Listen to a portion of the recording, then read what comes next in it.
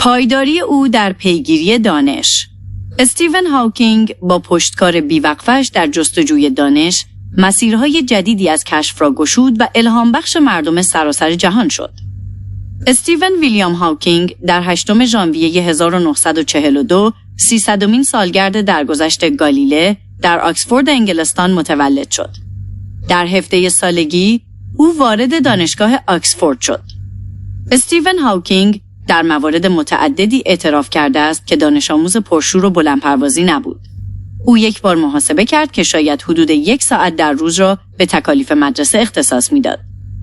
در سال 1962 هاوکینگ برای تحصیل در مقطع دکترا در رشته کیهانشناسی به دانشگاه کمبریج رفت و 1 سال بعد به بیماری ALS، بیماری لو گهریگ، مبتلا شد.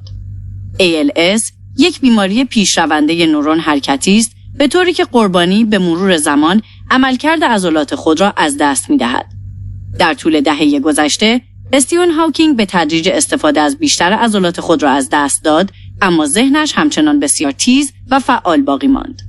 به نظر من هنگامی که او با این تشخیص تکان دهنده روبرو شد، در واقع در انجام فیزیک پناهگاهی یافت و اگر چیزی به او کمک کرد تا به یکی از بزرگترین دانشمندان جهان تبدیل شود.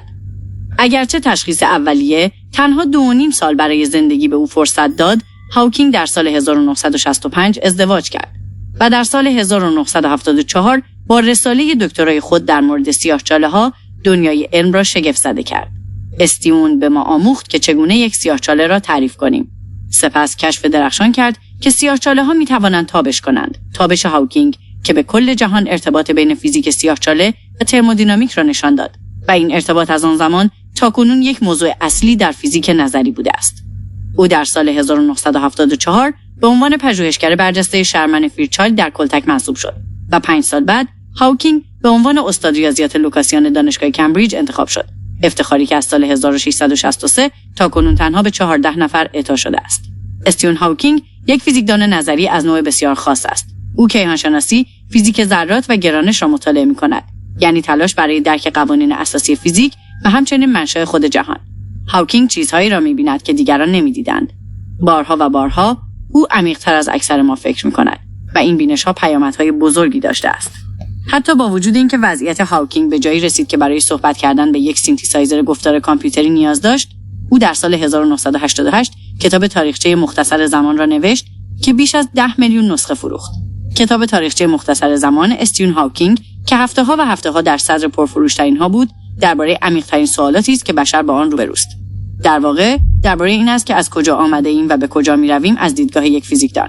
پس از گسترش کار خود با چندین کتاب دیگر، هاوکینگ با حضور مهمان در برنامه‌های تلویزیونی مانند سیمپسون‌ها، پیشتازان فضا، نسل بعدی و تئوری بیگ بنگ محبوبیت خود را افزایش داد. به نظر من هاوکینگ قطعاً محبوب‌ترین فیزیکدان احتمالاً از زمان انیشتین تا کنون است. فیزیکدانان دیگری نیز هستند که عمیقاً در اسرار طبیعت کار می‌کنند، اما هاوکینگ از جایگاه مشهوری برخوردار است که تعداد بسیار کمی از دانشمندان به آن دست می‌یابند. هاوکینگ در سال 2009 مدال آزادی ریاست جمهوری را دریافت کرد، اگرچه در همان سال از تدریس بازنشسته شد. استیون هاوکینگ همچنان به عنوان یکی از بزرگترین ذهن‌های علمی تمام دوران مورد تحسین قرار می‌گیرد. استیون هاوکینگ به عنوان یک دانشمند تأثیر شگرفی بر درک ما از جهان و قوانین طبیعت داشته است. در عین حال او به عنوان یک انسان الهام بخش جهان، همکارانش و افراد دارای معلولیت در همه جا بوده است.